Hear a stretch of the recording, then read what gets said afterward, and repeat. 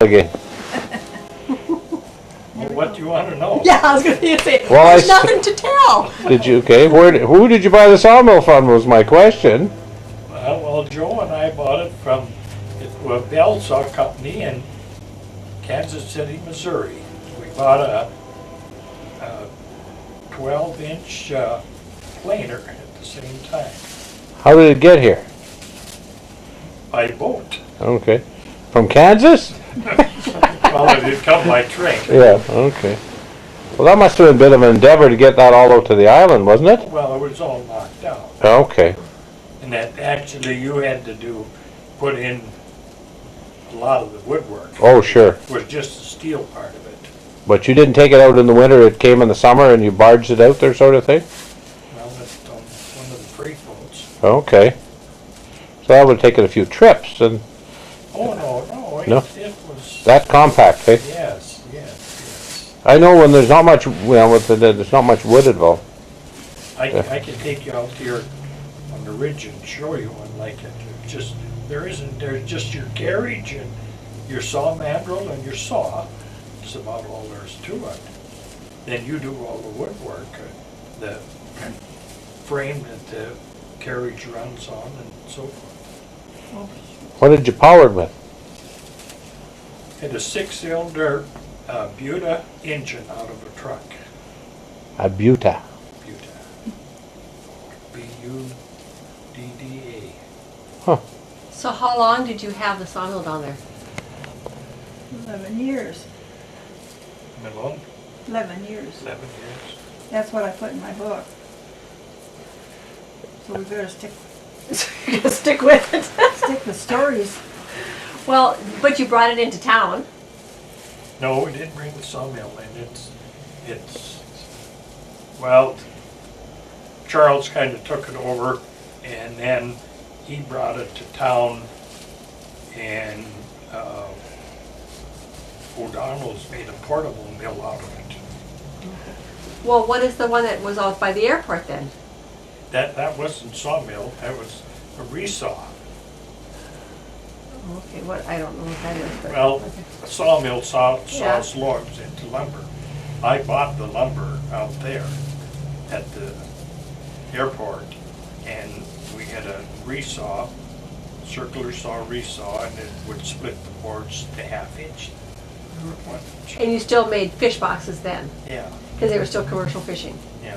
How many boxes did you make, like in the heyday out on Flag? In Well, it. we try to have 200 a day on the dock. And they pick them up Weekday.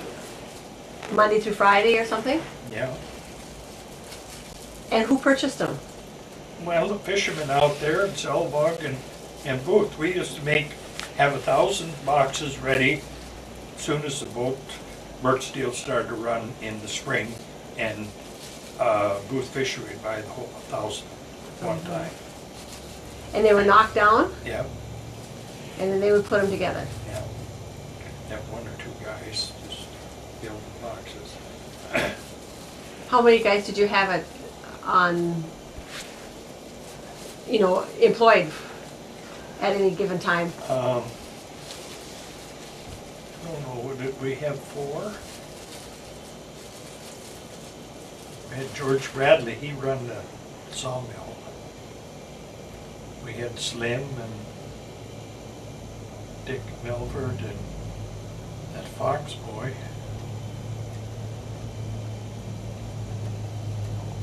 Probably three of them, I think. Probably, and yourself was 4. With Counting Bradley. Yeah. Because there's usually, like, we had John, and who else was from Brookings? That Fox boy wasn't, no, he was he from Brookings? I think so. But Melverd and Newcomb were from Nebraska. Who else were from Nebraska? That John. People about the house. Oh, I thought he was from Brookings. Oh yeah, he was from Brookings. So it takes 3 or 4 people to run it.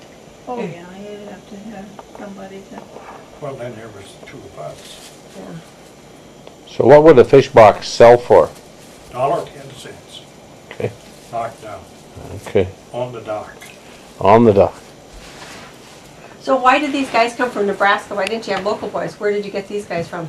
Well, these guys around here, just like there's things going on this weekend, well, they'd have to go to town. Yeah. And they wouldn't come back on Monday morning. Where those guys from Nebraska and South Dakota, they didn't have anything to go home for. They were there working and on vacation. It was a vacation for them to be out there on weekends. So they didn't care to go home. Okay. Well, how did you get them to begin with? Well, Harry Hawkins was an industrial art teacher in Brookings, South Dakota. And he would kind of pick out, I'd tell him if I need 2 or 3 guys for the next summer. And so he would kind of pick them out during the winter, who he thought would be good candidates. And then I would go down in the spring and interview them and tell them when to come to work. Okay. Tell them who Harry Hawkins was. I forgot about Harry. He was owner of Oak Island Resort. Well, how did he ever get up there? They bought a resort so he could go fishing. Did he ever fish? Probably not. No. Oh no. And what was his wife's name? Marie. Marie. And Jack's over here in the care center. I wonder if he isn't dead now. Jack, the Jack son? Eichler. The son. Jack The son, Hawkins, Hawkins. yeah. Because Harry went first, and then I remember Marie being there, yeah. Those kitchen chairs we have in there, Harry Hawkins made those. Okay. Because he made all the furniture for the resort in the wintertime. Because he had the shop there, the industrial art shop, so Oh, at the school, at so. school, I suppose he had some kids help him. That stuff. Okay. And he just sell it to other people too, like you bought the chairs or whatever? Well, I think we were the only one he ever Oh. sold chairs to. And his furniture in the lodge, was it like bulky, like I log type thing? Do I No, remember? I can't don't remember. know. Rustic? don't Can't remember. what it was. Mother's looking in her book here, trying to figure out what the actual dates I were. actually wrote that Newcomb helped us find the boys in Nebraska, Okay, right? yeah. And He then, also worked for us and helped us find the boys in Nebraska. And that worked out so much better for us. At first we hired the boys from Warroad, but that didn't work because of the local boys. They always wanted to go to town and on the weekends and wouldn't come back.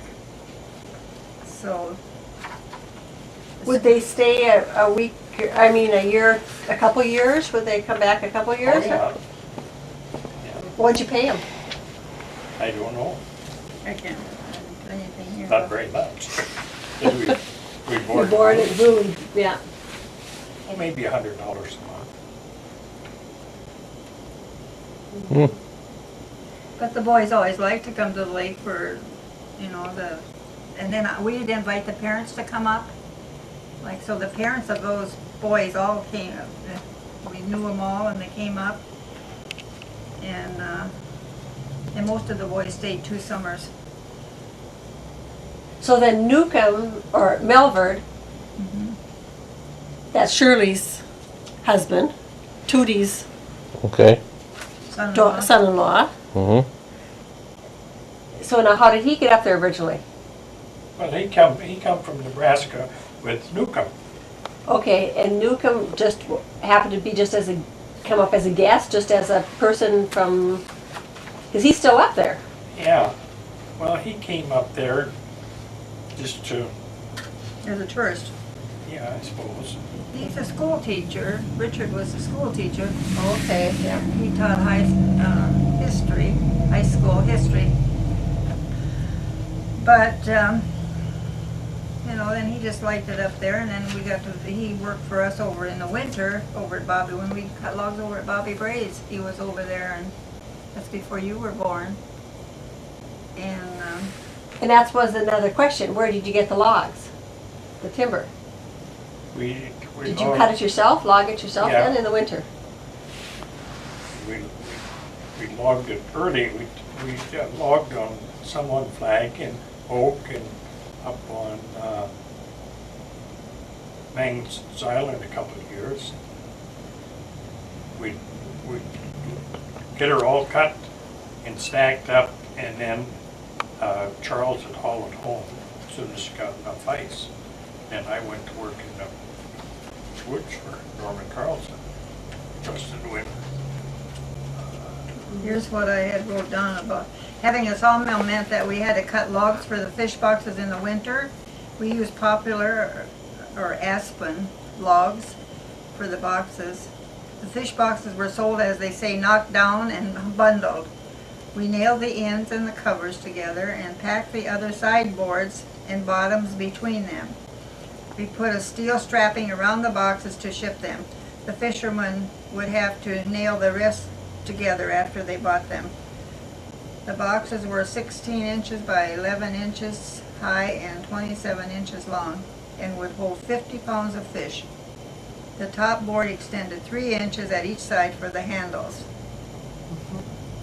David tried to have 200 boxes on the dock to be shipped by boat every weekday in the summer months. We sold fish boxes to Booth and Selvog, as well as to the local fishermen, and we made fish boxes for 11 years, and each box sold for $1.10. There wasn't enough timber on Flag Island to cut logs for the fish boxes, so we had to cut logs on state land, which we could buy through a timber sale. We cut logs on Oak Island and on Magnuson's Island. And on Oak Island, we lived in Bobby Bray's house. When we cut logs on Magnuson's, we lived in Fay Young's homestead cabin at Fay's Bay, or Young's Bay now. We also lived in Magnuson's homestead cabin on Magnuson's Island one winter. That's the one where you drop the coffee, right? No, that was it. That was at Oh, Young's at Bay. Fate, because you remember you talking, who was the one that had the lady with the, was going to have a baby and you had to, No, at Vicarious. that wasn't the same That time. was different. That was a different We were one. on That's a different story. ice crew on there. Okay. We also lived on Magnuson's homestead cabin on Magnuson's Island for one winter. Now, I don't have it in the book, but that's where I got pregnant with you. Oh, okay. That wasn't big news, huh? You know. Both cabins haven't been lived in for some time.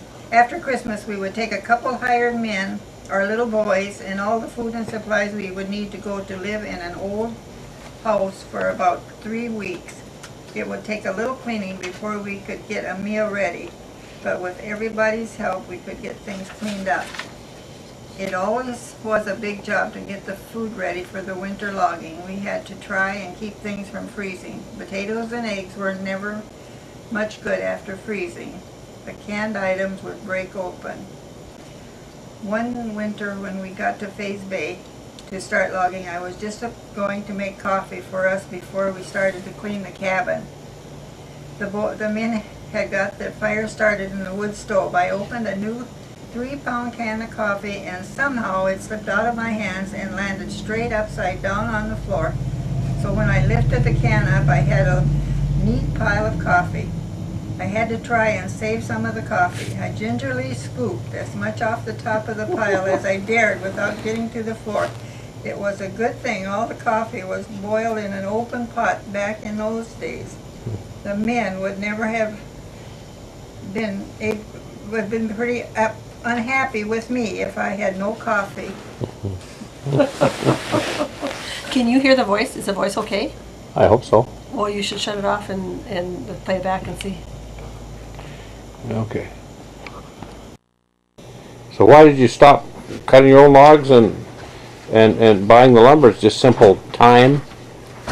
Time, and we'd have had to go farther to get the timber, and the way it worked out was Norman Carlson had a sawmill come in and saw lumber for the lumber yard in Warroad, and that all had to be #1 lumber, and ours didn't have to be, so we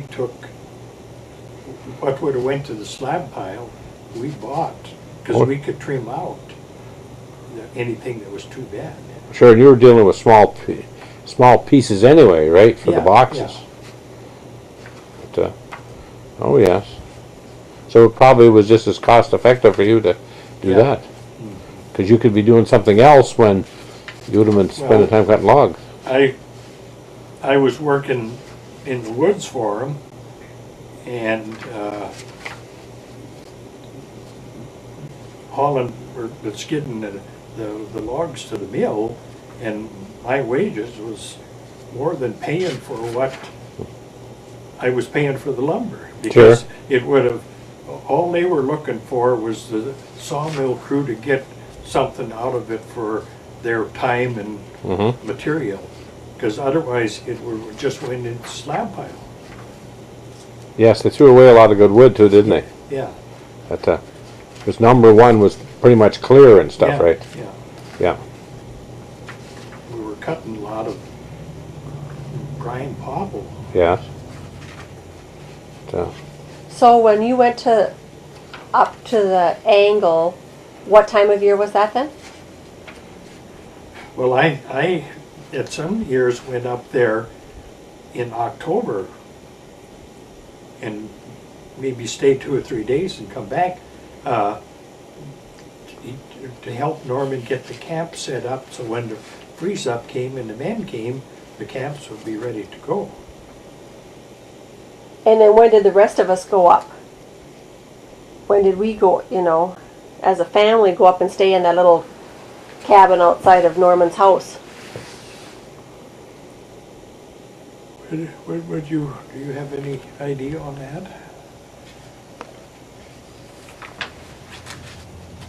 Well, it was either, if I can find it here. Well, thinking about Christmas, where would we spend Christmas? We would always go back to Flag and spend Yeah, Christmas. back to Flag for Christmas. So we must have been up there before Christmas then.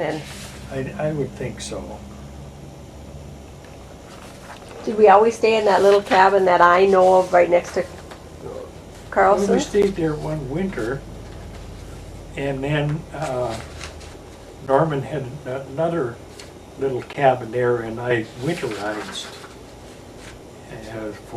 for us to stay in it another year or two. I don't remember how many years.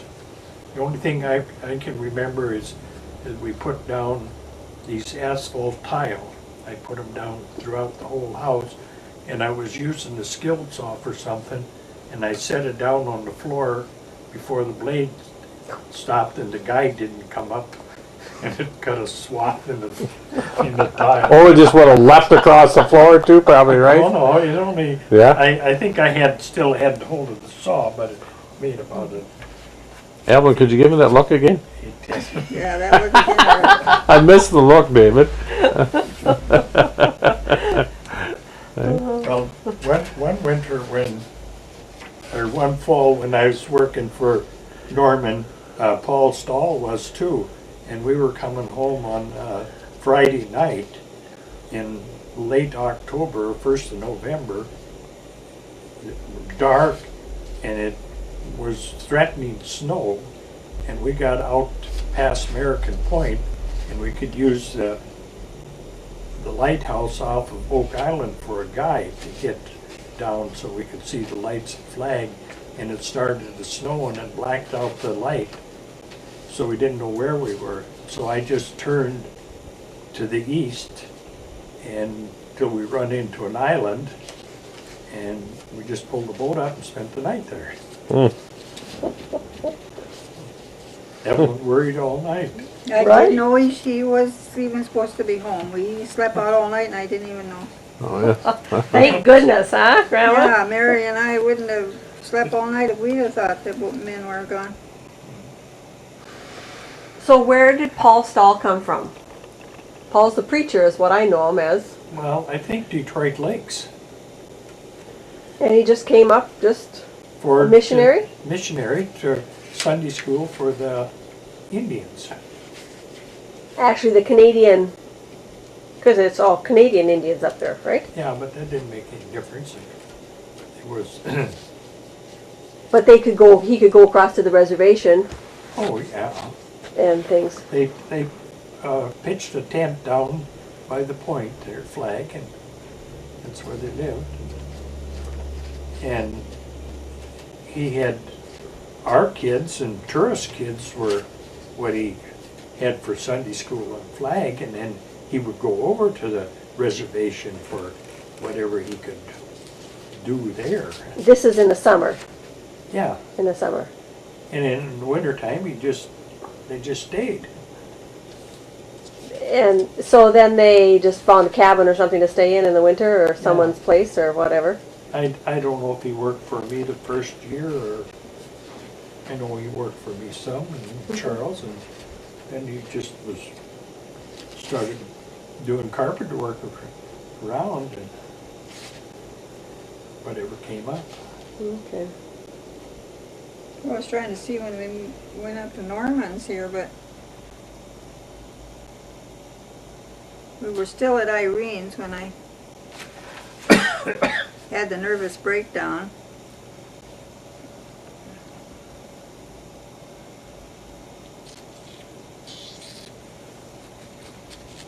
But I haven't got to it yet. So I remember at least one dance, maybe two dances in the dining room. Now, what occasion would that have been? Well, they generally have a dance there in the basket social when the hunters were there, or get supplies for the school, Okay, and maybe a dance at the 4th of July. okay. But over at Bobby Bray's, they had a dance every Saturday night. And who played? Oh, I did. Guests? Indians or anybody that had an instrument, or banjo or fiddle or something. We used to take you in the fish box, stick you Yeah, I off in the just was corner, and there reading that. you'd sleep. It says in the summer, when we would go for a dance at Bobby Bray's on Oak Island, we would go before dark and stay until daylight to come home. It didn't happen too often, but those dances were more of a social affair. We would take the children with us, and they would play with other children from different islands. There was always lots of food. The children would usually fall asleep on a blanket or cot off, or coats are off in the corner. At one dance, Charles Mayo, one of the Mayo brothers from Rochester, was at the dance. He was staying at one of the resorts. He was teaching us to do the hokey pokey. I guess it was a little calmer than doing the butterfly dance, which we always danced.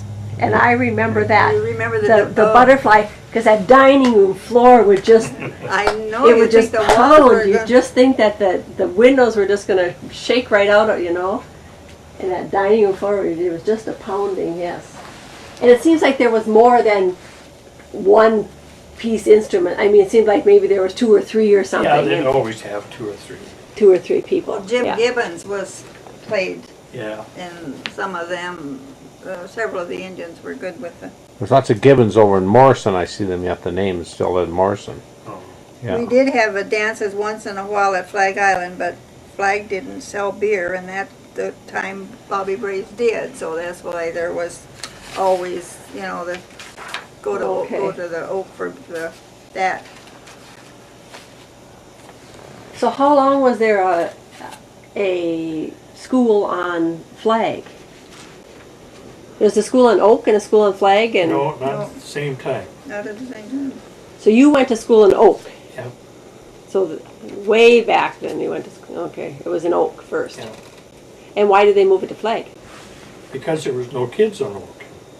Okay, because then it was our generation of kids. Yeah. Mike and Ron and Tish and. Yeah. Oh, okay. And who? It was out of Lake of the Woods, Baudette School, and that's how Aileen got up there. Did Aileen teach? Yeah. Now, Aileen taught me for, I don't know, 2-3 years. And there was 7, 8, 9 kids, or About 5 was the About- maximum. okay. And Aileen was a strict teacher. and Charles was always cutting up. And she'd keep him after school. And on Friday night, it seemed like it was always Joe that would come over with the team to pick us up. He was going with Aileen. And Aileen would keep Charles there for a half hour or more after school, and we would be down at the base store, and Joe and me, and waiting for them to come, and then she'd come with Charles, and we'd all get on the sleigh and go to Flag. Spend the She weekend. would not let him go, even though they were waiting on him. And she just then got right in the sleigh and went with him. Yeah, Yeah. She was staying over at Flag. She was teacher and then she was, yeah, and she'd stay with my folks. yeah. So she could be with Joe. Yeah. Huh.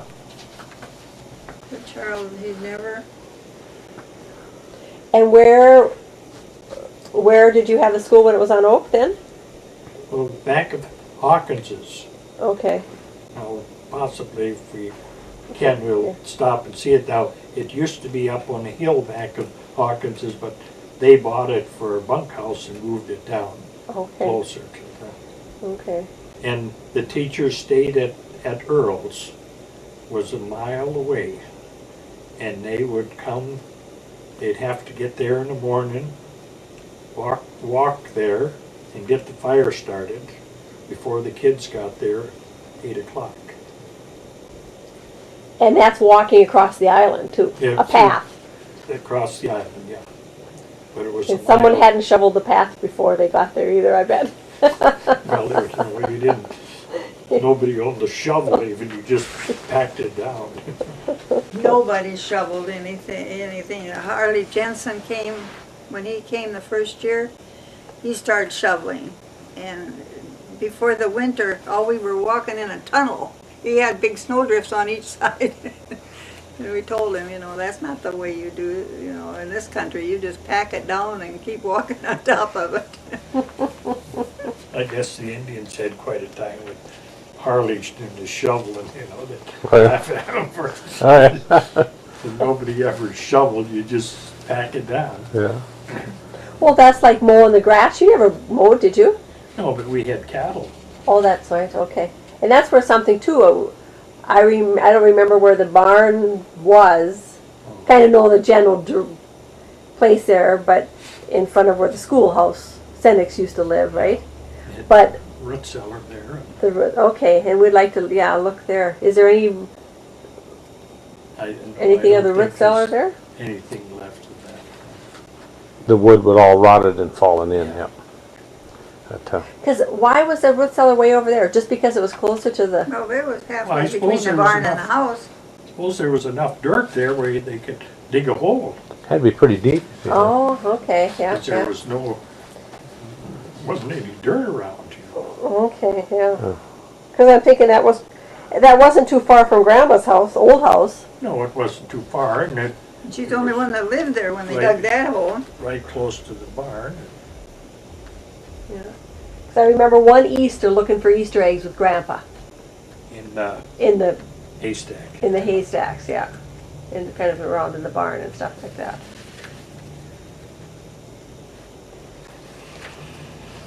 Where did you get the hay from? Was there the beaver meadows and stuff you could get some off of? Yeah, there was a couple places over on the mainland. One was called the Tin Roof. Somebody had homesteaded there and cleaned off a patch. Yes, We cut it with a scythe. sure.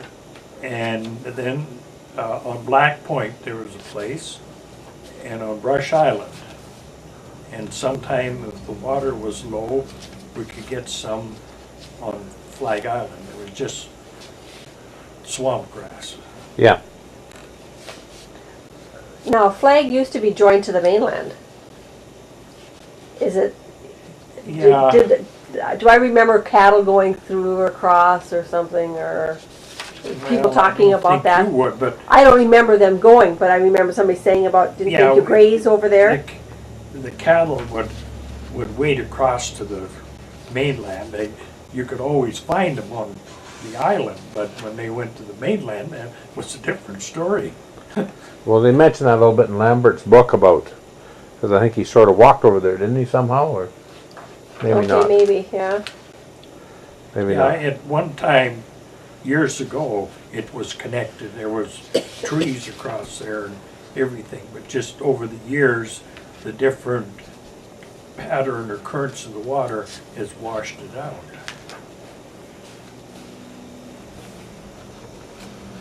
So Evelyn, what's your first memory of Flag Island? Sit back so we can see your face a little bit. I want to get the good look here. Get the good look, huh? Well, we came up to Flag Island together, and it was in early May, first part of May. And in fact, we had to stay in Warroad, at the Warroad Hotel for a few days before one of the freight boats could get out because there was still ice in the lake. And we went out on, at that time it was the Birch Steel.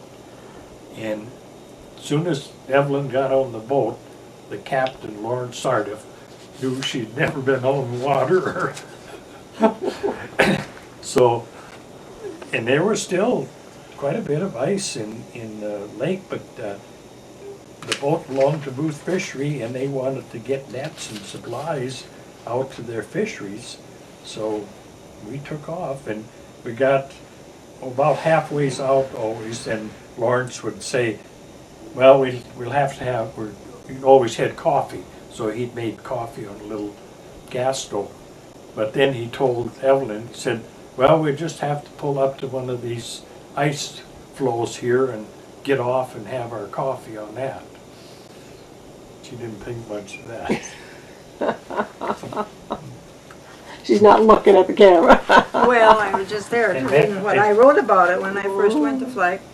And then she got out there, I had to go back to the service, and she was afraid to cross the lake. She stayed there for 9 months. Till I came back in the fall. Let's see. So you got married in September and then stayed down there until May. Down in Detroit, or what? How No, did? this was the second year. No, that was the second year. First year we got married in September, and then we were fighting all the time, and I got mixed up with the wrong company, and I wasn't being nice at all, and so David talked me into going back to Des Moines and staying in Des Moines until he could come home at Christmas time. And Grandma Gina came down at, I had never met the folks or anything, but Grandma Gina came down to Joe's. Because Joe was living in Des Moines at the time. At Okay, Christmas yeah. time. And then David got home on leave at Christmas time, so she came down and he had wrote Grandma and that we were having trouble, and he had wrote Joe he had trouble, and he had wrote George we had trouble, so all the nasty letters are downstairs in the basement. You can read, I kept, but you should read them, what they told about me. I was terrible, so they Well, wanted you were. they wanted David to divorce me right then and there. That was, let her go. But anyway, he came home and Grandma came down, and I think she was going to help David out arguing, or something. But anyway, she came to Joe's, and I went over there. Then I was staying at my folks, and I went over there. And then To have this big confrontation. Aileen was expecting Patrick, because Patrick was born in March, and this was in Christmas time, so she was pretty big, and well, Joe talked her into going to the neighbors, because she shouldn't be getting excited about any of this, so she should go to the neighbor's house while all this was happening. But David felt so sorry for me that he just put a stop to it. He said, "They're not, this is it. We'll settle it ourselves. We don't need any help." So we just got out of it then that way, and David went. You actually came up to the lake though, and I stayed in Des Moines at Christmas, right? And, Yeah. Yeah. And I stayed in Des Moines then, and but we agreed then that I would And then I would settle down and I wouldn't go back to Detroit until he got where he could be there. that winter I went and sailed to England and back. And when I got back from England, I think that's when I took you up to the lake. In May, that following May then. And then I got to meet, Then I went back sailing on the Great Lakes. and then I could go too with him, and then he could watch me and I wouldn't have to. But we got married in the morning, and in the night he didn't even didn't say anything about any going away. He just took off and he had to go back to the ship, and I thought, oh, heck Well, was that. she knew that because she'd been there for a couple of weeks, and I have to go out and make a trip, and I'd be back. And But it's your wedding night. We're 62 years and we're still arguing. About the wedding night, huh? Well, that's what started it all. I could not figure out why would he get married in the morning and he couldn't stay at night. Anyway. Didn't seem like a big deal to him, apparently, huh? No. Well, he was 19 and I was only 18, so we didn't have much to go on. But there wasn't much for me there because I wasn't working or anything then. I just went from Des Moines over there, and I said, I'm not going to stay here though unless we get married. I'm not going to, I didn't want to stay there just live in that hotel. But anyway, got all over. Okay, so back to your first thought when you saw Flag Island. When David got out of the service, we decided to go to Flag Island to live. Yeah. You can imagine what it was like going to Flag Island to make our home after being raised in Des Moines. Flag Island is 700 acres of land. Flag was not always an island. It once was connected to the mainland by a small strip of land. That is how Flag got its name. In fact, years ago when David's dad went to find the cows, they would be walking across to the mainland. Only over the years the water has washed that strip of land away, and now many boats go through the flats every day. Flag is only 1/2 mile from the mainland, but there was no roads there to get out. It was 45 miles from Flag to Warroad by boat in the summer, and the same distance by car on the ice in the winter. When I went to Flag Island to live, it was a new way of life. There was no electricity, which meant no wash machines, no dryers, iron, vacuum cleaners, or TV. There was no telephones or running water. There was no bathrooms, only a path out back. All the water we used was dipped out of the lake in the summer and out of a water hole chopped through the ice in the winter. We did have a battery radio. We had a wood-burning cook stove for cooking. I really got pretty good at building fires. We also had a wood-burning heater, either a barrel stove, an airtight stove, or a parlor furnace for heating the house. Having a big wood pile was a must. The men spent several weeks getting the wood out of the woods and chopping it at different lengths for the different stoves. Making sure you had dry wood for the fire was real important to the cook. Life on Flag Island was isolated in the winter, but in the summer there was plenty of tourists around. There were 2 fair-sized boats about 50 feet to 60 feet long coming to Flag Island each weekday in the summer, usually from May to November, weather permitting. The Resolute, whose captain was Fay Young, and the Birchsteel, whose captain was Lawrence Sarda. But the way when you're 18 and it's a completely new way of life, and David's mother never had any girls, so she was just gonna do everything in her power to keep me safe for David because he was in the service, and for just so I would be safe, and she just took to me. Start running around again. Yeah, she just took me right in, under her wing and never looked back, and then one time she even told David, she said, you're not, you could be mean to me or something, and I don't know how But so I had. So what did you do out there then when you of course got there? You just worked Well, as, it was May and the tourists were coming and we were on the first boat and all the people, they knew the people that were coming. I didn't at the time, but you know, like the Rummels and all those ones that you remember. Mhm.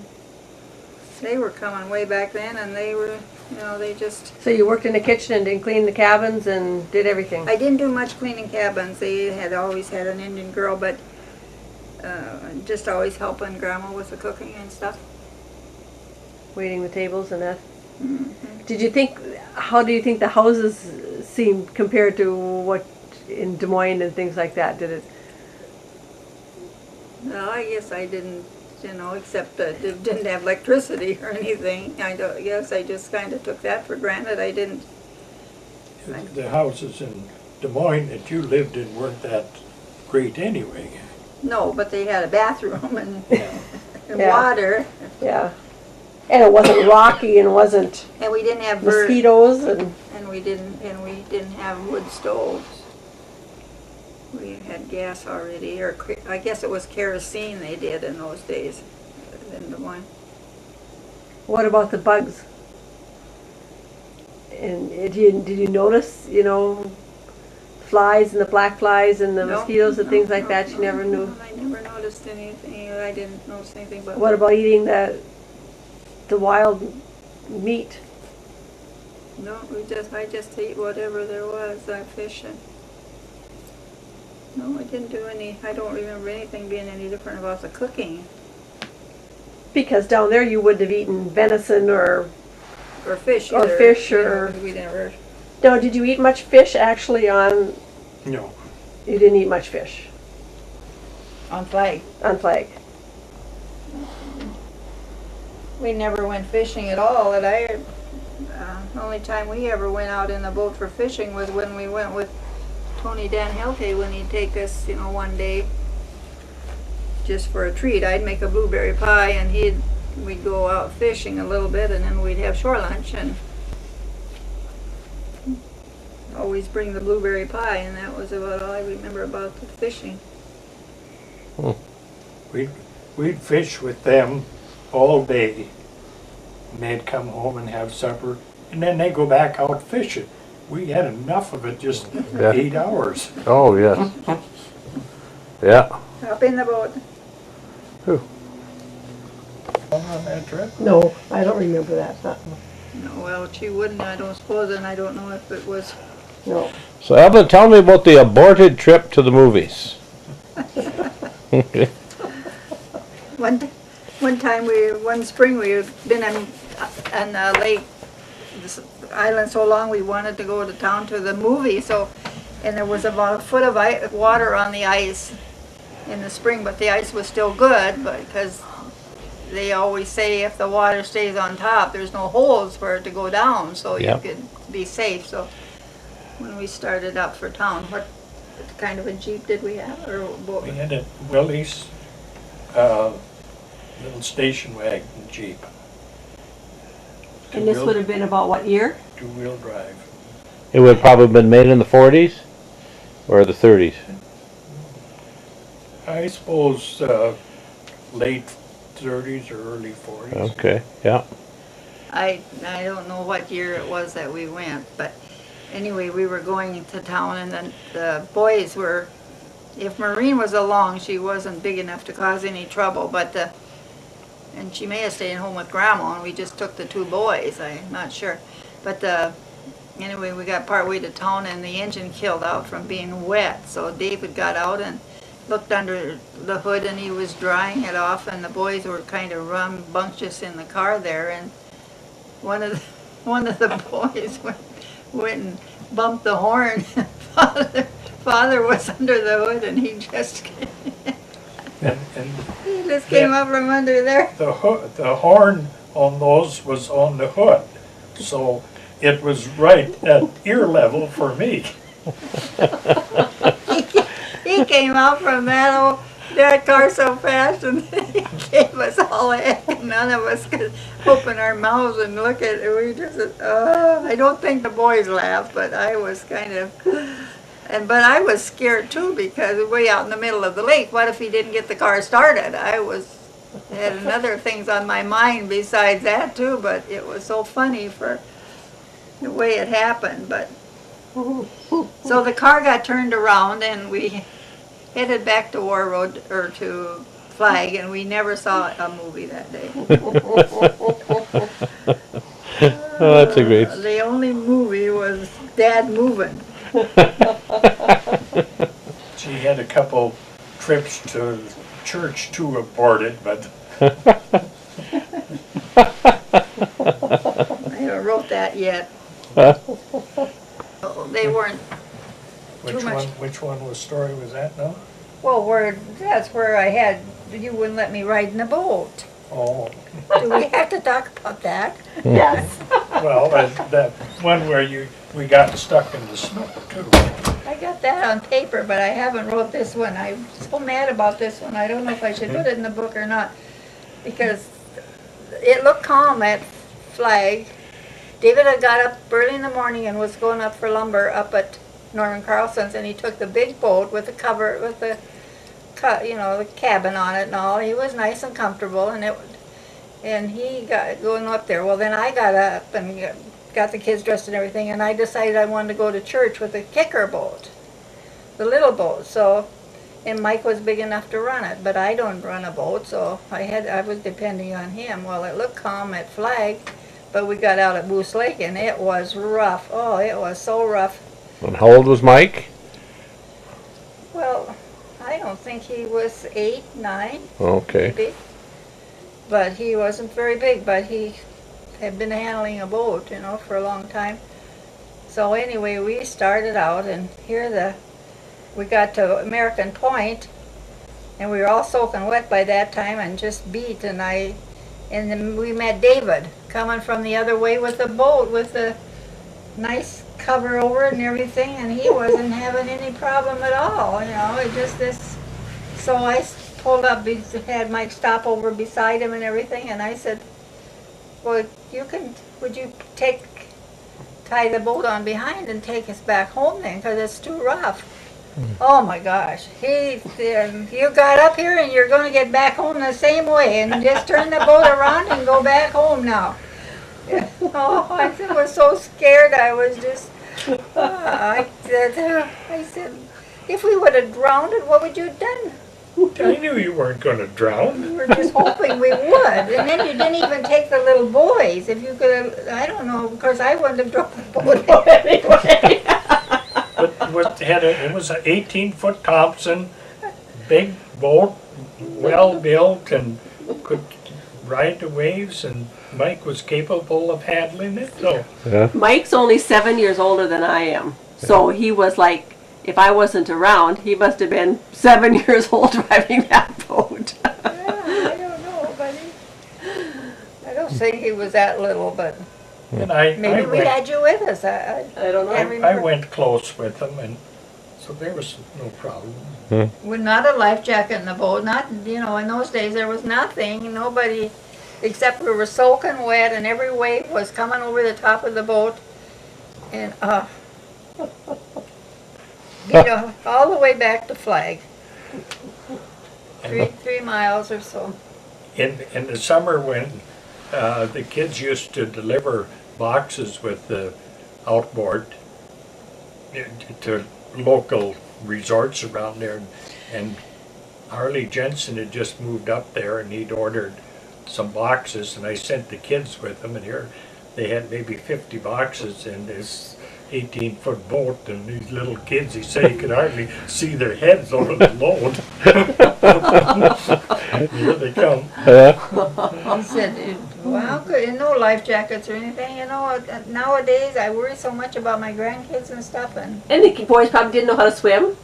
Do you know how to swim, Mom? no. Dad, do you know how to swim? Oh, a little bit across the room or something. Yeah. You'd swim a long time if you had to, maybe, yes. Well, I'm sure the boys swam lots, Oh, see? yeah, they did. Yeah, they'd swim. Well, I don't know if they did or not. Well, wouldn't they be jumping off the dock there all the time in the warm weather and No, stuff? they didn't. They played on the side with their boats on their, but I never saw, once know them to be off the dock with anybody. You'll have to ask the boys, yeah? Yeah, I think they did swim quite a Now, when we bit. came to Warroad, Mike was water skiing in that, so he must have got pretty good at swimming, but Ronnie, he never did much. In Warroad even, but out at the lake, there was not much swimming. I think there was a lot of people with you, wasn't there? Probably. Yeah, everybody was waiting for that girl to get home. Ask him about swimming out there. But we were just talking, you never did much swimming out at Flag when you were little? No. I don't remember you ever jumping off the dock and swimming like. Well, we swam a little bit when it was hot, I suppose, but Tony Dan Helke swam, he'd swim out to the reef and back, but us kids couldn't swim that far. No, I just never remembered. I remember you playing around the water with your little boats and stuff. Just right off of that little ramp that they pulled the boats up on and stuff, but I don't remember you swimming actually. I don't think we ever had water skis out there, but we had a board that we'd pull a little bit. And I think only when Dan Helke was out there would we do that. Yeah. What about Mike going to that island and do you come back, you and Ron, and come back counting wood ticks or something? Oh, yeah, they shot a moose over there, and of course they skinned it out and left it hide there, and then it was just full of wood ticks. And walk in the woods and see who could get the most wood ticks on them. Entertainment, huh?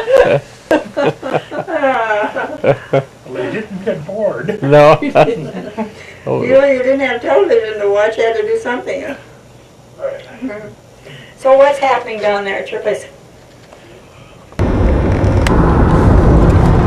Get to the border if it's Angle Inlet? Yeah, well, let me know when we're getting close to that. No, I just remember Well, you mentioned that. yeah, but I just remember the place The stories you tell. where, okay, now Mother would get out the coffee pot and the This treat. is Mother back here. Mother's Mother. back here. Somewhere there. I can't see with this thing. Yes, we're here. We're coming. So how far is it out of town, out of Sprague, Dad? Well, it's 21 miles from Sprague. From Sprague. Okay. So we're 7 miles about from the Moose Lake turnoff, where out comes the coffee and the bars. So, Brain's just waiting for this. It's Saturday morning. It's the 6th of August. 8:30. It's 8:30 in the morning. We've got a big day ahead. David's motoring down the road. And any more words of wisdom from the back seat, ladies? 2005. Okay, that's important, right, Ethel? That's important. How many years ago did you sell your cabin in the Angle? That was your last main connection. What do you? I would say about 92. 92, so it's been about 13 years. And after 92, after you sold it, you pretty much stopped coming out on a regular basis? Yes, Yeah. maybe once a year would be the Yeah. Ooh, slow down, David, we missed the sign. We missed the sign. We missed the sign.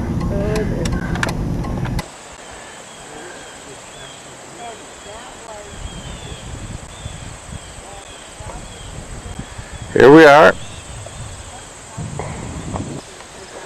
We missed the Moose Lake sign, but it is over there.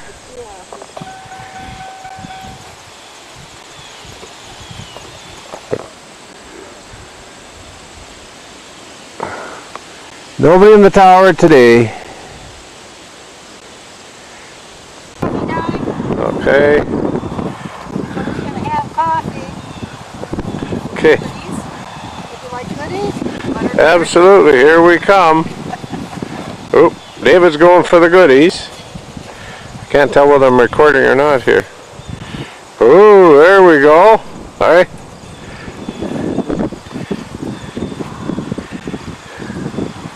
There we are. What do we got going on in there, Evelyn?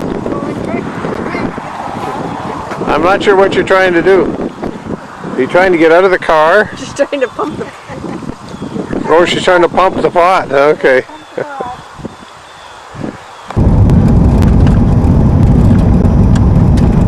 Is it?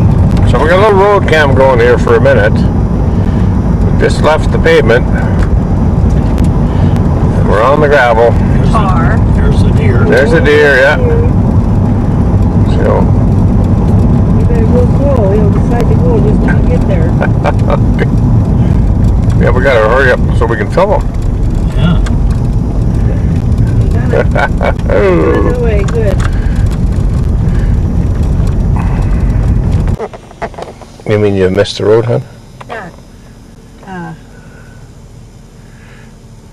Pat and I have. One time, the first time's coming out here. So we just turned off. This is it. Off of 308 and on to 525. How many more miles to the Angle, David? 12 or so. About 12. Okay. Okay, let's roll. Any words from the back seat, Evelyn? Well, there's another sign coming up here, maybe you want to take a Okay, I'll get that, yes. quick look at that. And Yeah. then you'll be on your way. Yes, okay. Yes, we don't have to,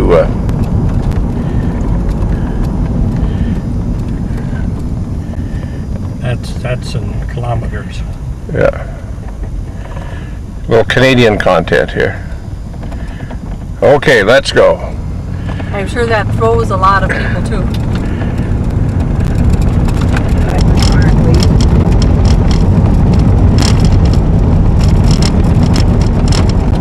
Oh.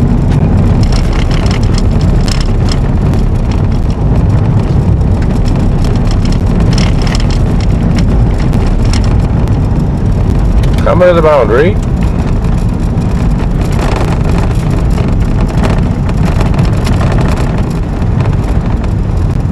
I'm sure the signs are bigger than they used to be. There's the boundary stake right there. We'll have to change my tune. See where they got to cut Oh, we're on the border. Okay. both ways. Oh, way down there. And it says here, we'll just get the James Corner, 8 miles ahead.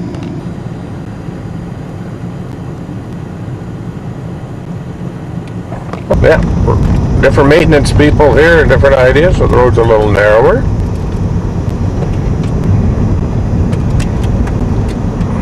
Well, yeah, Somebody's graded it though. Or at least this part's smooth. We'll be at the little check-in here before too long. So you walked all this road, David? Yes, I walked this road quite a few times. Okay. And Canadian customs wasn't a big deal in those days. Yeah. Well, why did you walk it, Dad? Well, There was no road. no road here except up there where the boundary is. Okay. you had to walk out. You couldn't get machinery through here. And you said you've logged this whole area. When I was working for Norman Carlson, and he had, that was when the pulp was going to the M&O in the falls, and he had different spots for him to log, and so we keep moving around and log off one place and move to the next. Huh. Must have been a lot of spruce in here, was it? Yeah, lots of spruce. There was a lot of popple too. Yeah.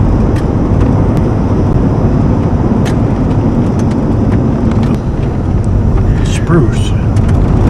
Yeah, poplar wasn't a big deal. Now they love it. You know, the popple, they had some good stands of popple, and they used that for, it went to Cloquet, I think it was. They had a match factory there where they cut it into stick matches. Okay. But it had to be just about clear.